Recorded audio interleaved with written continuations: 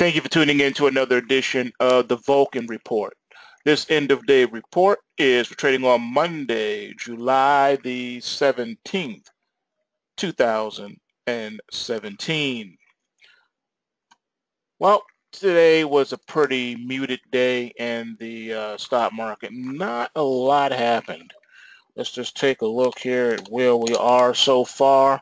And we're going to go ahead and use the weekly charts. Since we're here at the beginning of the week.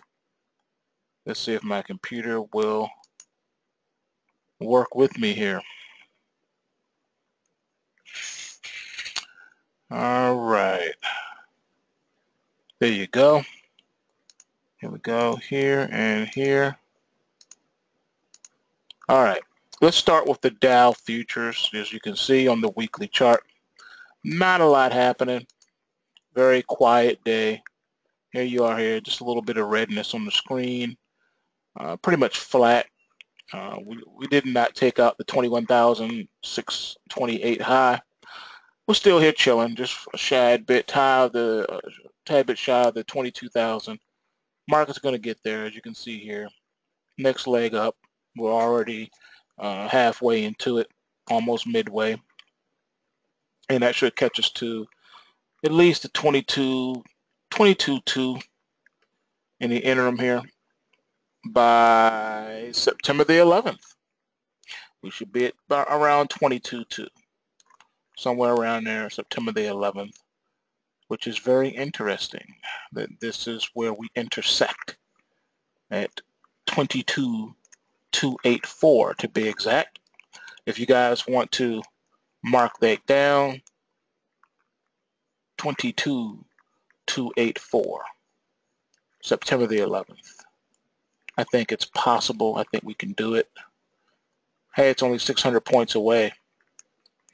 All right, 600 points away, 22284 by 9/11 in the Dow. That is what we are on as far as current projections and trajectory. All right, so 22284, 9/11. Once again, 22284, 9/11. 22284, 9/11. All right, for those of you keeping score, that's our projections for the Dow Jones Industrial Average. And I think that's the correct course that we're on, based on trajectories and momentum and all that good stuff. All right, let's keep it moving. Looking at gold. Gold today, pretty much same story. On the daily, you can see here, looking at this weekly chart, this momentum line, market really struggled to get there. 1235.10 is what is needed, and we're at 1233.70. All right, so 1235.10 is what is needed, and we're at 1233.70, so it's trying to get there. All right, desperate attempt. Overhead resistance is powerful, and that's at 1241.60 and 1244.20 respectively.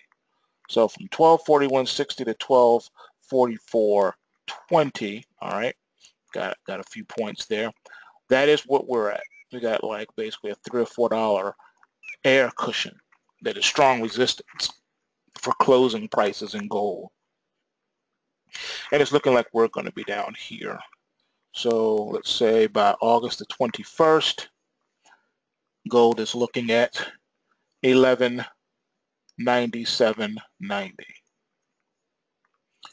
1197.90 by August the 21st. If anyone wants to make a note of that one. All right, moving along. All things being equal, taking a look at silver. Silver right now by August the 21st will probably maintain a 1562 handle. Looking for flatlinage in the silver by August the 21st. 1562 to be exact. Just looking at the projections of the algorithms, and because we have a flat line here, but then we have a little bit of updraft potential, and then we fall back down again. It should be noted that the wind draft on this one is around 1775 to about 1670, so about $1 of downwind, and that's from here. So $1 of downwind from here, by the time we get down to here, by Christmas, would put us roughly around 1420 in the silver. I know it's looking weird, isn't it, the way these things are playing out, but all things being considered, if things go on unabated without any other factors coming into play, this is where we is. Looking at crude oil. Like I said, market's pretty much tame, not too much going on price action wise. We're still lost in the Kumo cloud. Market's trying to get back up to this overhead resistance, and we're going to put it at $48.17. That's where the market's trying to get back up. I think that rally has a strong chance of being sold inside the Kumo cloud as we make another run, probably based out around $44.30 in the crude oil. And then I think at that point the market is going to catch wind and get back up to about 51 by October the 9th. All right, so 51 by October 9th in the oil. That's where we are on that. Let's look at the financial sector here, ticker XLF. All right, on XLF, you can see here the market's trying to hold on to the breakout, trying to take out 2530. And if we take a look at where this is now, market has support around $24. That's where this key support is right now, and that puts it to about here. So we'll probably trade within a range of 24 and 26 until the end of the year. All things being equal, we may not take this high up. I just don't see enough momentum just yet. Momentum is waning. It's hanging on there barely by a thread, but it's waning. It's not looking too strong, to be quite honest with you. Not looking strong at all. All right, let's see what's going on in the mining sector. Looking at the mining caught a little bit of a bid today. Closed above that momentum line, which was needed. All right. Now it's going to have to hang on to it. Need a close of $32.57 this week. And we're going to carry some of this momentum over and make a run at topside resistance of 33.56 to 34.91. That is our range target. If all things being equal, the rally can get some legs. So within the next 2 weeks, that's kind of our target here in the GDXJ. So should be able to catch a bid here. And by, I want to say, somewhere between July 31st and August the 2nd, we should be topside of this Kumo cloud if this thing is going to gather legs and feet and run to 42 by December the 11th. All right, so we'll see what these markets can do. It's still early in the game yet. Not a lot going on just yet. It's hard to say. There's a lot of confusion out here. Look at the GBTC, the Bitcoin ETF. Bitcoin caught a bid today, but yet the ETF continued to slide. All right, and we do have this extended, elongated period of consolidation coming up top side of the Kumo cloud. And I think some of this downdraft is trying to lock in on the weekly chart. One more week of this, and I think we'll have it. In order to stave this off, we're going to need a close this week above $363.76.